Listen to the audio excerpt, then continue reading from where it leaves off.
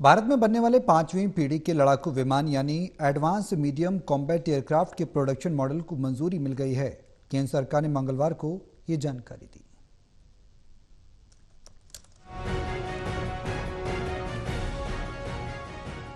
भारत में बनने वाले 5वीं पीढ़ी के लड़ाकू विमान यानी एडवांस्ड मीडियम कॉम्बैक्ट एयरक्राफ्ट के प्रोडक्शन मॉडल को मंजूरी मिल गई है। केंद्र सरकार ने मंगलवार को ये जानकारी दी।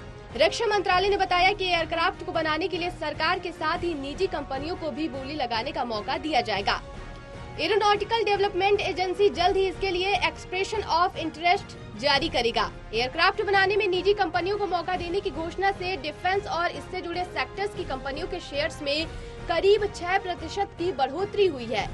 निफ्टी इंडिया डिफेंस इंडेक्स भी 52 सप्ताह के नए हाई 8,674.05 पर पहुंच गया।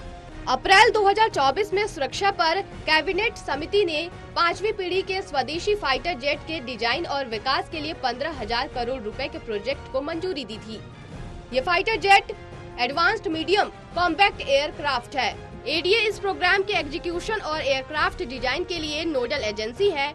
एडीए रक्षा अनुसंधान और विकास संगठन के तहत आता है। यह भारतीय वायुसेना के अन्य लड़ाकू विमानों से बेहतर होगा।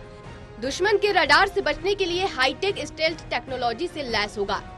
इंटरनेशनल लेवल पर इस्तेमाल हो रहे 5वीं पीढ़ी के अन्य स्टेल्थ लड़ाकू विमानों के जैसा या उससे भी बेहतर होगा। एडवांस्ड मीडियम कॉम्बैक्ट एयरक्राफ्ट यानी AMCA देश में ही विकसित होने वाला दूसरा फाइटर एयरक्राफ्ट होगा। इससे पहले भारत में लाइट कॉम्बैक्ट एयरक्राफ्ट तेजस और उससे एडवांस वर्जन तेजस मार्क 1 को तैयार किया जा चुका है।